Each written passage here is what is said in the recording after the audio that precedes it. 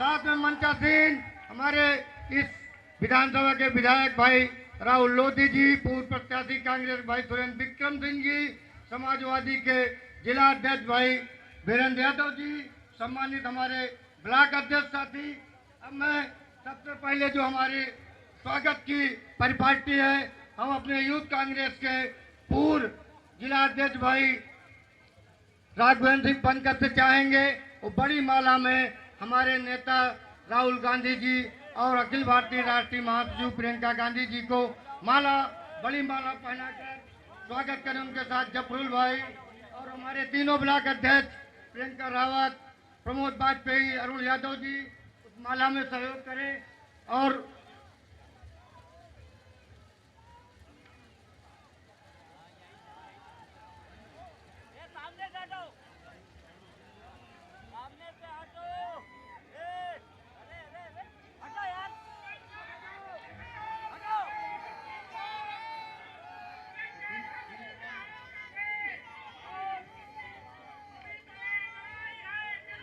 अब बहुत बहुत धन्यवाद। अब मैं इस विधानसभा के विधायक भाई राहुल लोधी जी से चाहेंगे और चंद समय में वो आपको संबोधित करें। भाई राहुल लोधी जी। बहुत बहुत धन्यवाद संचालक महोदय। सताओं की सरजमी पर, हरचंदपुर की सरजमी पर आदरणीय कांग्रेस के प्रत्याशी आदरणीय राहुल गांधी जी, राष्ट्रीय महासचिव आदरणीय प्रियंका जी, हमारे छत्तीसगढ़ के पूर्व मुख्यमंत्री आदरणीय भूपेश बघेल जी, सभी सम्मानित वरिष्ठगण, सभी पदाधिकारीगण और हमारे प्रिय नौजवान साथियों, माताओं बहनों, हम ज्यादा कुछ नहीं कहेंगे। हम बस इतना कहना चाहते हैं, ये आपके भविष्य की लड़ाई है, आपके लोगों की लड़ाई है, आपके अधिकारों की लड़ाई है, आपके संविधान बचाने की लड़ाई है।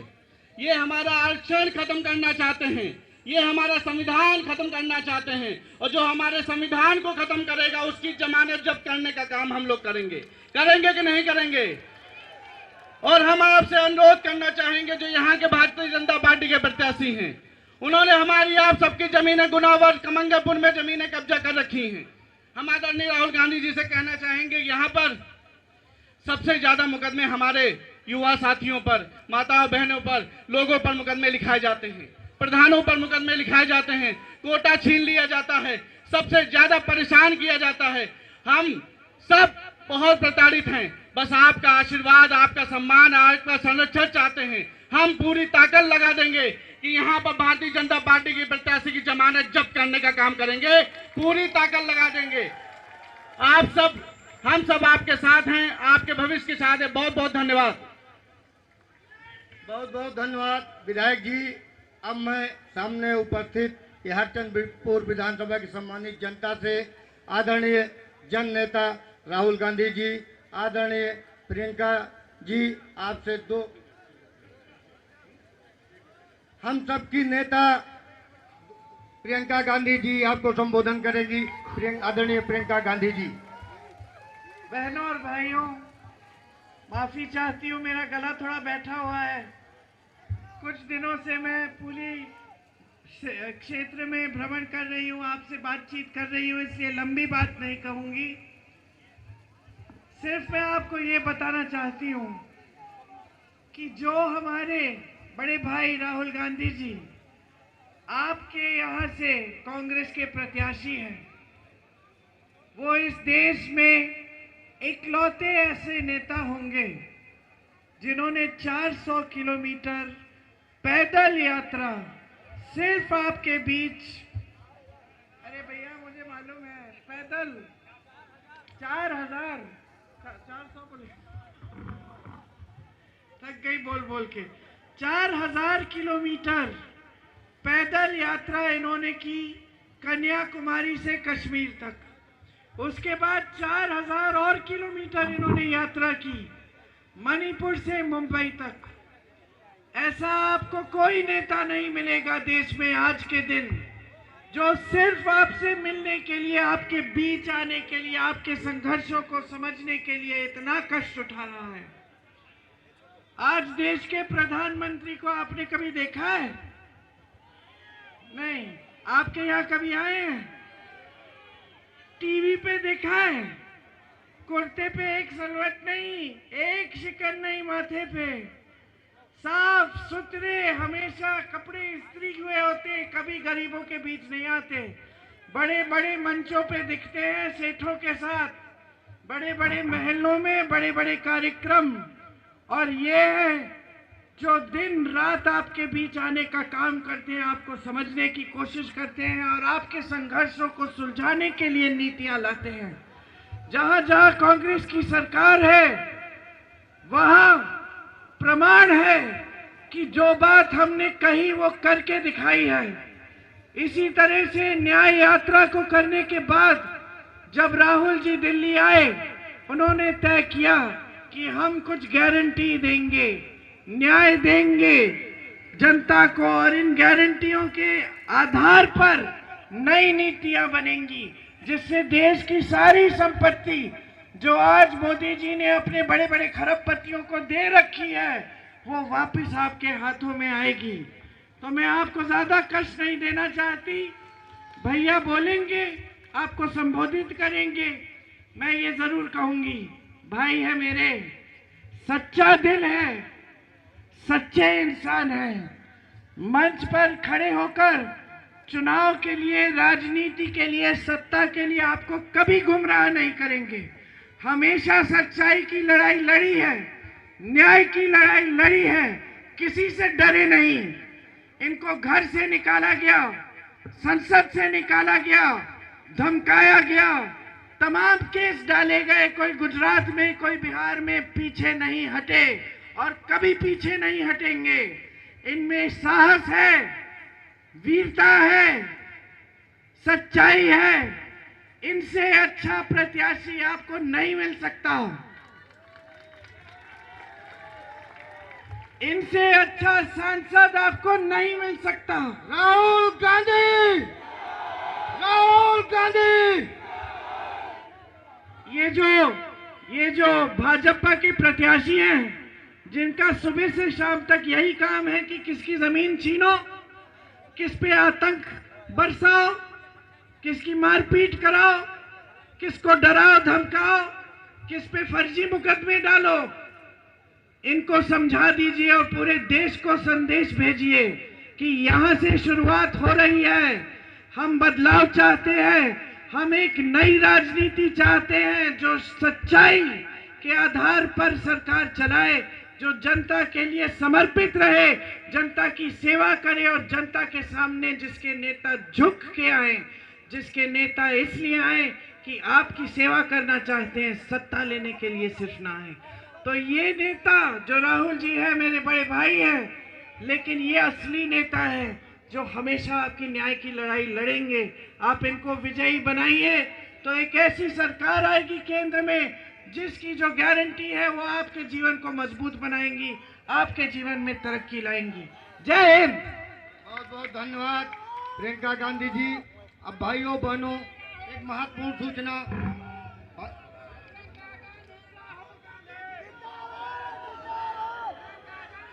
भाइयों बहनों, एक महत्वपूर्ण सूचना है। आप लोग बहुत थोड़ा समय दें।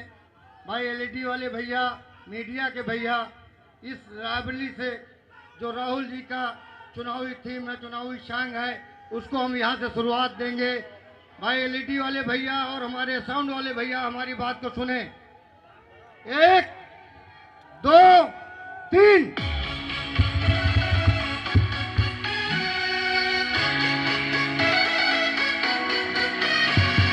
इसकी भाषा में प्रेम, इसकी धड़कनों में देश है, उसूलों का पक्का है, प्रगति का एक संदेश है।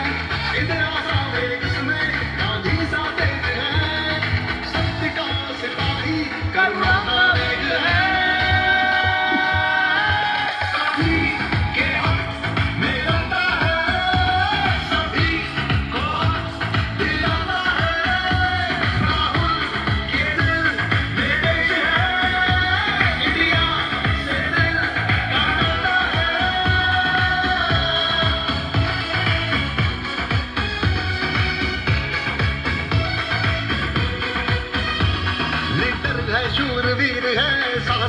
है धीर है, न्याय लक्ष्य इसका है, जिंदा ज़मीर है। किसानों से युवाओं से सबसे इसका वादा है, लोभ नहीं सत्ता का, सेवा का बस इरादा है। सभी के हक में लड़ता है, सभी को हक दिलाता है। राहुल के दिल में देश है, इंडिया से दिल का नाता है।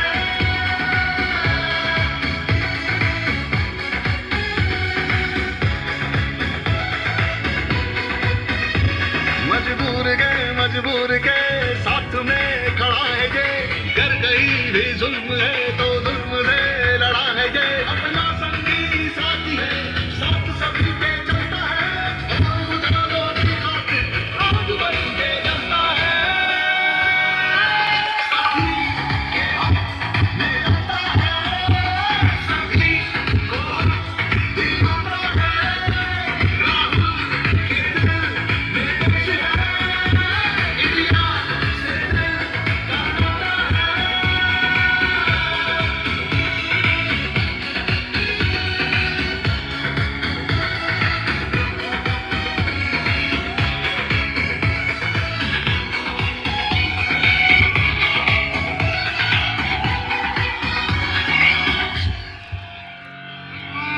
अब जन नेता आदरणीय राहुल गांधी जी, अब आप लोग शांत होके अपने जनप्रिय प्रत्याशी आदरणीय राहुल गांधी जी को सुने। आदरणीय राहुल गांधी जी। प्रियंका जी, केसी वेणुगोपाल जी, अविनाश पांडे जी, भूपेश बघेल जी, विक्रम सिंह जी, राहुल लोधी जी, वीरेंद्र यादव जी, परमिंदर पाल गुलाटी जी, अजीत सिंह जी, स्टेज पे वरिष्ठ नेता, कांग्रेस के हमारे सब कार्यकर्ता, बब्बर शेर, टाइगर, मूड आपने बना दिया आज मेरा। राहुल गांधी, राहुल गांधी, राहुल गांधी। और गाना भी बहुत अच्छा है, और रायबरेली के लोग डांस भी बड़ा बढ़िया करते हैं। तो प्यारे कार्यकर्ता और प्रेस के हमारे मित्रों, आप सबका यहाँ बहुत बहुत स्वागत। और जो युवा यहाँ दिख रहे हैं, बच्चे जो दिख रहे हैं, आपका भी यहाँ स्वागत। नमस्कार। गर्मी में आप आए, मेरी बात सुनने आए, इसके लिए दिल से आपका धन्यवाद करता हूँ। देखिए, रायबरेली का और मेरे परिवार का शायद हिंदुस्तान में सबसे पुराना रिश्ता है। शायद ऐसा कोई और परिवार नहीं है जिसका 100 साल का रिश्ता जैसे हमारा है। यहां पहले जवाहरलाल नेहरू मेरे परदादा आए थे, किसानों का आंदोलन हुआ, किसानों पर गोली चली थी, और मैं कह सकता हूं कि जवाहरलाल नेहरू को राजनीति करनी रायबरेली के किसानों ने, रायबरेली के लोगों ने सिखाया था। और ये छोटी बात नहीं है, क्योंकि जिस व्यक्ति को रायबरेली ने राजनीति सिखाई, वो देश के प्रधानमंत्री बने और उन्होंने देश की नींव रखी थी। तो एक प्रकार से रायबरेली ने हिंदुस्तान का जो राजनीतिक फाउंडेशन है, जो नींव है, रायबरेली के किसानों ने, रायबरेली के मजदूरों ने, रायबरेली के युवाओं ने रखा था। उसके बाद यहां इंदिरा गांधी जी आई, बैंक नेशनलाइजेशन हुआ, हरी क्रांति हुई, उसमें भी आपकी देन थी।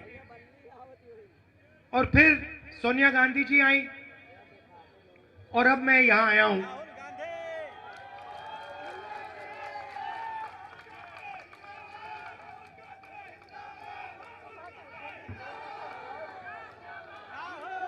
और देखिए, राजनीतिक रिश्ता एक होता है, मगर पारिवारिक मोहब्बत का रिश्ता भी दूसरा होता है। और मैंने 4000 किलोमीटर कर नफरत के बाजार में मोहब्बत की दुकान खोली, और मोहब्बत की दुकान छोड़ो, आपने यहां मोहब्बत का मॉल खोल दिया है, सुपरमार्केट खोल दी। तो मुझे बहुत अच्छा लग रहा है कि मैं आपकी सेवा के लिए यहां आया हूं। आपके दिल में जो है, आपके जो सपने हैं, उनके लिए आपके साथ लड़ने आया हूं, और आपने इतने प्यार से, मोहब्बत से मेरा स्वागत किया है, तो इसका धन्यवाद करता हूं आपसे। देखिए, रायबरेली में हमने काफी काम किया। मीडिया के दोस्त, मैंने मीडिया को दोस्त कहा, 2-3 यहां हैं, हमारे मीडिया के मित्र हैं, मुस्कुरा रहे हैं, चेहरे दिख रहे हैं, मगर सच बताऊं तो ये हमारे दोस्त नहीं है, आपके दोस्त नहीं है, किसानों के दोस्त नहीं है, अदानी के दोस्त हैं।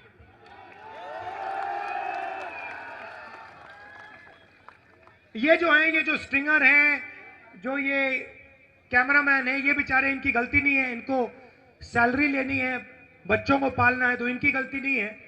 मगर जो बड़े मालिक हैं, इनके बड़े बड़े मैनेजमेंट के लोग हैं, बड़े एंकर्स हैं, वो तो अदानी जी के हैं, आपके हैं ही नहीं, हमारे हैं ही नहीं।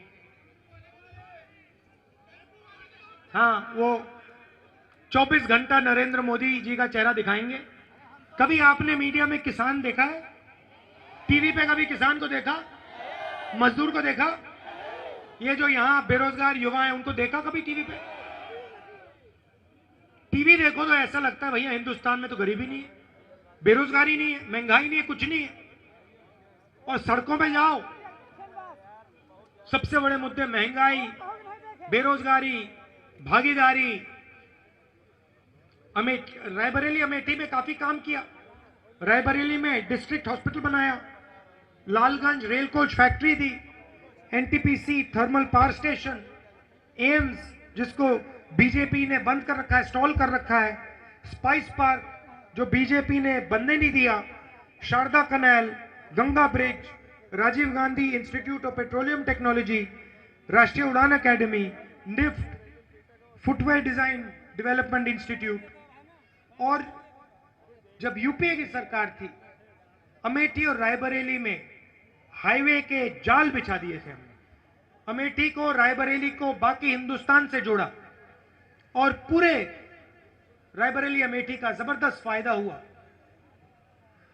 मगर मीडिया वाले ये बात नहीं कहेंगे। मीडिया वाले आपको अदानी अंबानी की शादी दिखाएंगे। देखिए आपने अंबानी की शादी देखिए, 10 करोड़ रुपए की घड़ी, करोड़ों रुपए के लहंगे, दुनिया के सारे फिल्म स्टार, नाच गाना डांस, रायबरेली वाला डांस नहीं, हाँ वो पैसे से खरीदा वाला डांस। बात सही की आपने।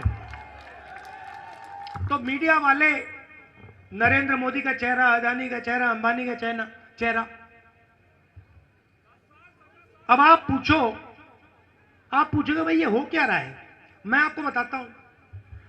अदानी का, अंबानी का, ऐसे 20 अरबपतियों का नरेंद्र मोदी जी ने 16 लाख करोड़ रुपया कर्जा माफ किया है। आप जानते हो 16 लाख करोड़ रुपए कितना होता है?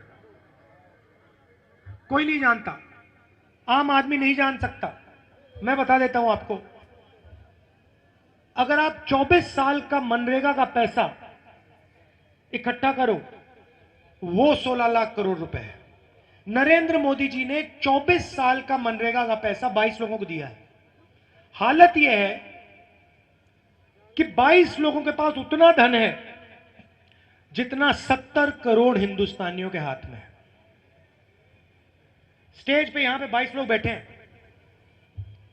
हिंदुस्तान में 22 लोग हैं जो हिंदुस्तान के 70 करोड़ लोगों जितना धन रखते हैं और उनका कर्जा माफ हो रहा है, वो टीवी चलाते हैं, वो नरेंद्र मोदी जी को टीवी पे लाते हैं। अच्छा, प्रधानमंत्री की सैलरी क्या है जानते हो? प्रधानमंत्री का कितना है भाई? प्रधानमंत्री की सैलरी कितनी है? हाँ, 2.5 लाख होती है। मुझे एक बात बताओ, ये 2.5 लाख रुपए की सैलरी है तो ये हर रोज लाख रुपए का सूट कैसे पहनता है? ये दिन में 3 बार सूट बदलते हैं। एक सूट की कीमत 50,000, 60,000, 70,000, 1 लाख रुपए। दिन में 3 पहनते हैं, महीने में 90 हो गए, 1.5 लाख रुपए की सैलरी है। तो ये इनके लिए सूट कौन खरीद रहा है? बूट कौन खरीद रहा है? कहां से आ रहा है ये मीडिया कभी नहीं पूछेगी, कभी नहीं पूछेगी। कहेगी राहुल गांधी सफेद टी शर्ट क्यों पहन रहा है? 4,000 किलोमीटर की यात्रा की और रास्ते पे मैंने किसानों से पूछा, युवाओं से पूछा, आप क्या चाहते हो और हिंदुस्तान के सामने क्या समस्याएं हैं, क्या मुश्किलें हैं? 3 जवाब मिले। युवाओं ने कहा बेरोजगारी, किसानों ने कहा हमें सही दाम नहीं मिलता, मजदूरों ने कहा हमें कम पैसा मिलता है, और महंगाई। ये हैं मुद्दे। ये आप कभी टीवी पे नहीं देख सकते, सवाल ही नहीं उठता। तो हमने निर्णय लिया है कांग्रेस पार्टी ने कि अगर नरेंद्र मोदी 22 अरबपति बना सकता है तो हम करोड़ों लाखपति बना सकते हैं। अब आप कहोगे राहुल गांधी ने क्या बोल दिया, करोड़ों लाखपति कैसे बनेंगे? मैं आपको बताता हूं। हिंदुस्तान के सारे गरीब परिवारों की लिस्ट बनेगी, सारे के सारे गरीब परिवारों की लिस्ट बनेगी। भाई आप गरीब हो, आपका नाम क्या है? हाँ, आलोक कुमार। आलोक कुमार का नाम और उसके परिवार के सब सदस्यों का नाम उस लिस्ट में जाएगा। करोड़ों नाम होंगे। हर परिवार में से एक महिला चुनी जाएगी और उस महिला के बैंक अकाउंट में साल के 10,000 नहीं, 20-30 हजार नहीं, 50, 70, 80 हजार नहीं, 90 हजार नहीं, 1 लाख रुपए बैंक अकाउंट में जाएंगे। आप 1 जुलाई को हिंदुस्तान में करोड़ों लोग जगेंगे। 8 बजे सुबह, 9 बजे सुबह वो अपना बैंक अकाउंट देखेंगे और उस बैंक अकाउंट में हिंदुस्तान की सरकार 8,500 रुपए डाल देगी। 1 जुलाई को होगा, 1 अगस्त को होगा, सितंबर, अक्टूबर, नवंबर, दिसंबर, हर महीने 8,500 रुपए ठका ठक अंदर। अब यहां पे पुरुष कहेंगे ये क्या कर रहे हो राहुल जी, आप महिलाओं को क्यों पैसा दे रहे हो, हमें भी चाहिए कहोगे तो समझाना पड़ेगा महिलाओं को क्यों देने हैं। 21वीं सदी में आप काम करते हो, पुरुष काम करते हैं, स्त्री भी काम करती हैं। अगर आप मजदूरी करते हो वो भी करती हैं, आप जॉब करते हो वो भी करती हैं, फिर आप घर जाते हो, आप रेस्ट करते हो और फिर वो 8 घंटे एक्स्ट्रा काम करती हैं, बच्चों की देखभाल करती हैं। सही बात है गलत बात है? सही बात है। इसीलिए महिलाओं के बैंक अकाउंट में साल का 1 लाख रुपए जाने वाला है। मगर मैं यूपी और हिंदुस्तान के पुरुषों को भी जानता हूं। मैं जानता हूं कि वो पैसा जो महिला के बैंक अकाउंट में जाएगा एंड में वो आपके हाथ आएगा। अंत में आप प्रेशर डाल के कुछ ना कुछ तरीके से आप निकाल लोगे, तो दोनों का फायदा होगा। मगर इस पैसे से बच्चों की शिक्षा होगी। अगर स्वास्थ्य में अस्पताल जाने की जरूरत होगी तो अस्पताल में ये पैसा इस्तेमाल हो सकेगा। सोच क्या है कि हम हिंदुस्तान की जनता को पैसा देना चाहते हैं, और यही काम हम बेरोजगार युवाओं के लिए कर रहे हैं। एक तरफ महिलाओं को 1 लाख रुपए, करोड़ों महिलाओं को, परिवार, गरीब परिवारों को, और दूसरी तरफ जो बेरोजगार युवा हैं, बेरोजगार हो वालों, यस। अच्छा भाई एक काम करो, नरेंद्र मोदी वाले जो नोटबंदी वाले बेरोजगार किए, हाथ दिखाओ जरा। ये आपने नरेंद्र मोदी जी को धन्यवाद किया कि उन्होंने आपको बेरोजगार बनाया? थैंक यू बोला? अदानी को धन्यवाद किया? कोविड आया, अस्पताल के सामने लोग मर रहे थे, वेंटिलेटर नहीं था, ऑक्सीजन नहीं था, और देश के प्रधानमंत्री कहते हैं भाइयों और बहनों थाली बजाओ, थाली बजाओ, थाली बजाओ। और मीडिया वाले कह रहे हैं ओ देखो भैया क्या प्रधानमंत्री है, क्या बात बोली, थाली बजाओ यार, थाली बजाओ। मजा आ गया, मजा आ गया। उधर सब लोग थाली बजा रहे हैं, एक दूसरे से बात कर रहे हैं, मिल रहे हैं, कोविड धड़ाधड़ धड़ाधड़ धड़ाधड़ फैल रहा है, लोग मर रहे हैं। उसके बाद कहते हैं भैया थाली नहीं चली, चलो भाई मोबाइल फोन की लाइट जलाओ यार, मोबाइल फोन की लाइट जलाओ। और फिर बेरोजगार युवाओं से कहते हैं भाई और बहनों ऐसे करो, नाली में पाइप डालो, नाली में पाइप डालो, नाली में से गैस, उस गैस को जलाओ और पकौड़े बनाओ। वाह। और पूरी मीडिया ने ताली बजाई भैया, ये देखो प्रधानमंत्री ने क्या बोला हुआ, गैस आएगी नाले में से गैस, गैस जलाओ, पकौड़े बनेंगे। Master stroke, master stroke. तो अब जिनको नरेंद्र मोदी ने बेरोजगार किया, मैं आपसे 2-3 चीजें कहना चाहता हूं। पहला काम, 30 लाख सरकारी नौकरियां हैं, हमने चेक किया है, 30 लाख सरकारी नौकरियां हैं। 15 अगस्त तक वो 30 लाख नौकरियां आपके हवाले हो जाएंगी। आप लोग पेपर करते हो, पेपर लीक होता है, ईमानदार लोग पढ़ते हैं, बेईमान लोग पेपर खरीद के फर्स्ट आ जाते हैं। जैसे ही हमारी सरकार आएगी, नया कानून बनेगा, पेपर लीक वाले सीधे जेल में जाएंगे। और ये जो फैशन बना रखा है कि प्राइवेट कंपनियां पेपर चेक करती हैं, पास फेल करवाती हैं, ये सब बंद हो जाएगा। पेपर होगा तो सरकारी इंस्टीट्यूशन, सरकारी कंपनी पेपर चेक करेंगी, पास फेल वो डिसाइड करेंगी।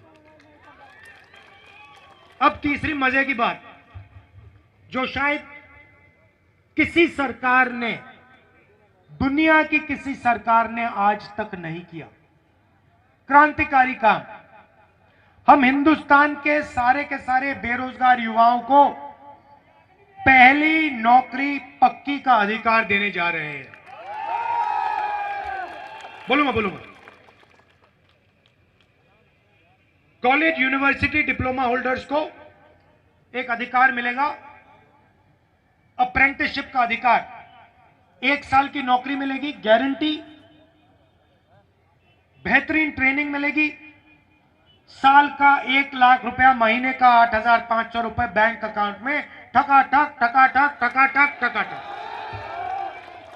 अब होगा क्या, महिलाओं को, गरीब परिवारों को हमने पैसा दिया, बेरोजगार युवाओं को हमने पैसा दिया, उनकी ट्रेनिंग हमने करा दी। ये नौकरी पब्लिक सेक्टर, प्राइवेट सेक्टर, अस्पतालों में, सरकारी अस्पतालों में, कॉलेजेस, यूनिवर्सिटीज में मिलेगी, सरकारी ऑफिसेज में मिलेगी। अब हमने गरीबों के जेब में पैसा डाल दिया, बेरोजगार युवाओं के जेब में पैसा डाल दिया, उनको ट्रेनिंग दे दी। नरेंद्र मोदी ने अरबपतियों के जेब में पैसा डाला, उस पैसे से उन्होंने क्या किया, अमेरिका में जमीन खरीदी, दुबई में जमीन खरीदी, दुबई में बिजनेस खोला, बड़ी बड़ी गाड़ियां खरीदी, मगर जब हम गरीबों को पैसा देंगे आप क्या करोगे? आप शर्ट खरीदोगे, पैंट खरीदोगे, जूता खरीदोगे, स्कूटर खरीदोगे, ठीक है?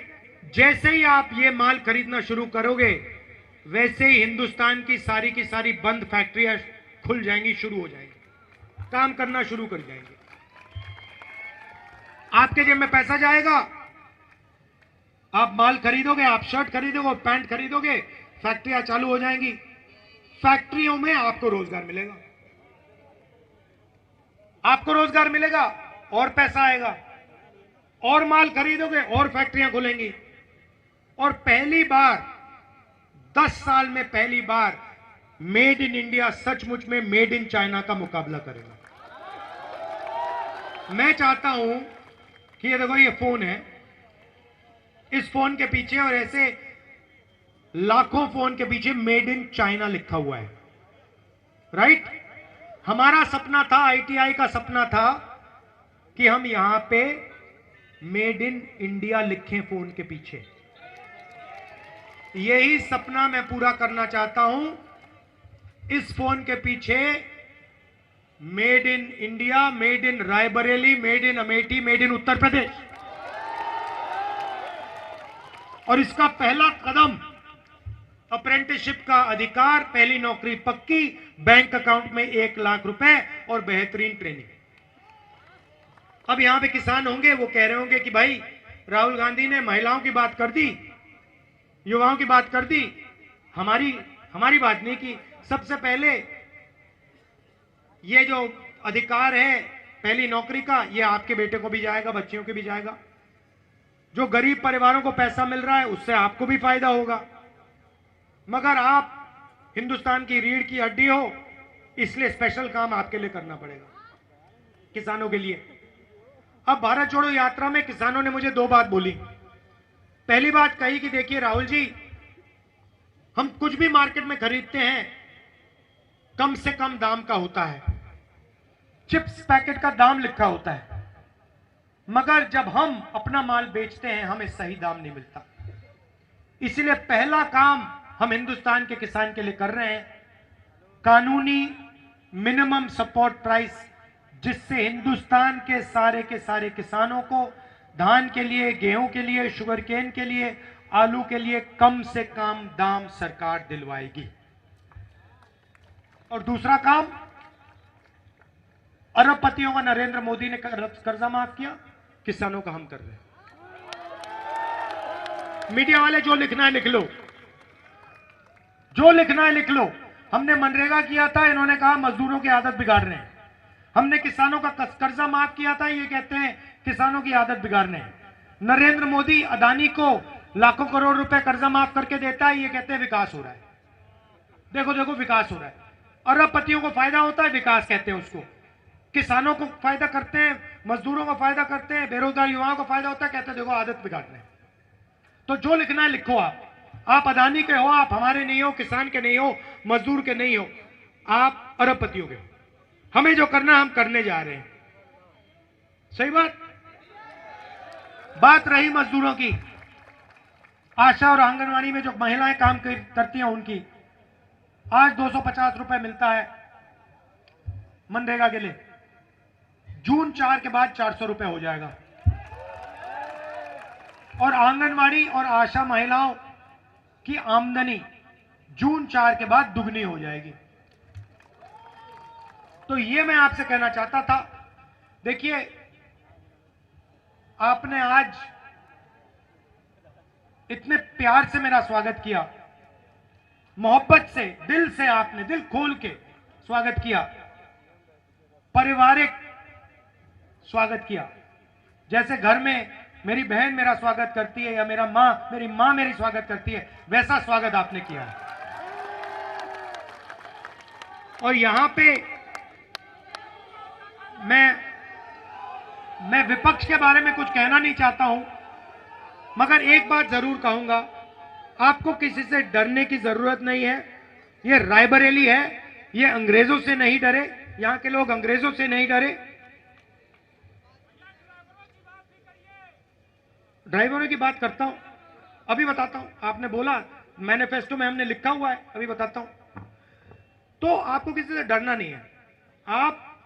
आपने अंग्रेजों को हराया है, आपने देश को रास्ता दिखाया है, और आने वाले समय में आप उत्तर प्रदेश और देश को रास्ता दिखाने जा रहे हो।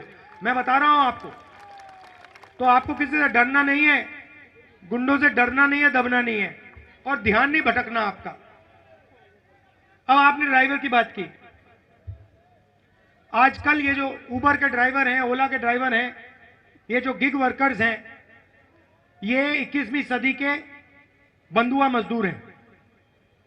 नया सिस्टम बनाया है, इनको कभी भी निकाला जा सकता है, इनको कम से कम पैसा मिलता है, इनको कोई पेंशन नहीं मिलती, कोई सोशल सिक्योरिटी नहीं मिलती। हम कानून ला रहे हैं कि हिंदुस्तान के सारे उबर ड्राइवर, ओला ड्राइवर जो गिग वर्कर का काम करते हैं, डिलीवरी का काम करते हैं, उन्हें ये जो बड़ी कंपनीज हैं, उन्हें ये कंपनीज पेंशन देंगी। हर ट्रांजैक्शन में से थोड़ा सा पैसा इनके लिए काटा जाएगा और इनके भविष्य के लिए रखा जाएगा, और इनको पहली बार, दुनिया में शायद पहली बार, उबर ओला के ड्राइवर्स को जो डिलीवरी करते हैं, उनको हम पेंशन देने जा रहे हैं। अच्छा, आखिरी बात आपने कही थी, जो शायद सबसे जरूरी बात है, अग्निवीर। रायबरेली के युवा 5 बजे सुबह, मुझे याद है, अमेठी आता था, रायबरेली आता था, सड़कों पे ये लड़के 5 बजे सुबह रनिंग करते थे, 4 बजे रनिंग करते थे, पुशअप करते थे, पुलअप करते थे, वेट ट्रेनिंग करते थे। क्यों? क्योंकि इनमें देशभक्ति की भावना थी, इनके दिल के अंदर एक आग थी, देशभक्ति की आग थी, और ये बॉर्डर पे जाकर देश की रक्षा करना चाहते थे। अब नरेंद्र मोदी ने 2 तरीके के जवान बना दिए हैं। एक जो गरीबों का बेटा होगा, दलितों का, आदिवासियों का, पिछड़ों का, गरीब जनरल कास्ट परिवारों का बेटा होगा, माइनॉरिटी का बेटा होगा, और दूसरा जो अमीर घर का बेटा होगा। जो गरीब घर का बेटा है, उसे उन्होंने एक नया नाम दिया है, अग्निवीर। और उससे ये कह रहे हैं कि देखो, अगर तुम शहीद होगे तो तुम्हें शहीद का दर्जा नहीं मिलने वाला है। क्यों? क्योंकि तुम अग्निवीर हो और तुम्हारा परिवार गरीब है। तुम्हें पेंशन भी नहीं मिलेगी, तुम्हें कैंटीन की सुविधा भी नहीं मिलेगी। अगर तुम शहीद हुए, तुम्हारी परिवार की, हिंदुस्तान की सरकार तुम्हारे परिवार की रक्षा नहीं करेगी। मगर अगर आप अग्निवीर नहीं हो, अगर आप सीनियर अफसर हो, या 4 में से आप एक हो, कैसे चुना जाएगा आप सबको मालूम है ना, कैसे चुना जाएगा? हाँ, अगर आप वो हो तो आपको पेंशन मिलेगी, शहीद का दर्जा मिलेगा, मेडल मिलेंगे, कैंटीन मिलेगी, और सरकार अंतिम क्षण तक आपके और आपके परिवार की रक्षा करेगी। मतलब सेना के अंदर इन लोगों ने 2 हिंदुस्तान, 2 तरीके के शहीद बना दिए। अभी ये मोदी ने क्यों किया? सबसे पहले आपको बताना चाहता हूं, हिंदुस्तान की सेना अग्निवीर के खिलाफ है। हिंदुस्तान की सेना अग्निवीर नहीं चाहती है। नरेंद्र मोदी और नरेंद्र मोदी के ऑफिस ने देश पर अग्निवीर योजना थोपी है। क्यों?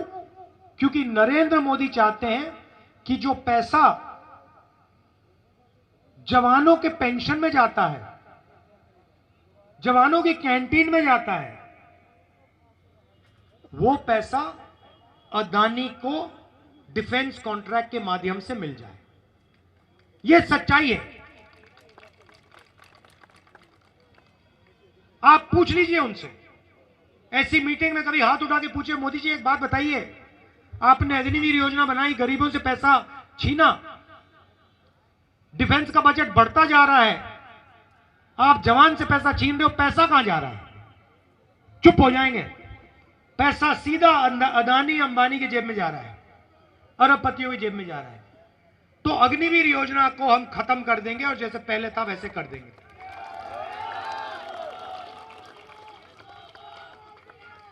अच्छा, कल किसी ने यहां मुझे लिख के दिया, कल अमित शाह की मीटिंग में अजीब सी बात हुई, ये इन्होंने अपने मित्र को पीट दिया। ये पता नहीं कैसे हुआ। यहां पे कहा, कोई मुझे नोट दिया है कि कल अमित शाह की मीटिंग में एक जर्नलिस्ट को बीजेपी वालों ने पीट दिया। मतलब अपने ही दोस्त को मार दिया उन्होंने। अब क्यों मारा? क्योंकि उसने पूछा कि ये भैया भीड़ को कितना पैसा मिला था मीटिंग में आने के लिए। तो शायद ये मीडिया वालों में एक ऐसा अच्छा मीडिया वाला मिल गया जो इनसे डरा नहीं, और उसको इन्होंने अमित शाह की मीटिंग में पीट डाला। यह है हिंदुस्तान की सच्चाई। पहले मोदी जी 400 सीट की बात करते थे, 400 पार, अब 150 भी नहीं बोल रहे। मैं आपको एक बात की गारंटी दे रहा हूं, रायबरेली की जनता लिख लो, जून 4 को नरेंद्र मोदी हिंदुस्तान का प्रधानमंत्री नहीं होगा। आप सबका दिल से धन्यवाद करता हूं। इतनी गर्मी में आप आए, मेरा इतना मूड सुधार दिया आपने, इतना अच्छा खुश कर दिया मुझे। दिल से आपका धन्यवाद। नमस्कार, जय हिंद, जय रायबरेली। धन्यवाद राहुल गांधी जी। अब मैं अपने हरसलपुर विधानसभा के पूर्व प्रत्याशी आदरणीय सुरेंद्र विक्रम सिंह के चाहूंगा कि आए और अपनी जनता का आभार व्यक्त करें। साउंड वाले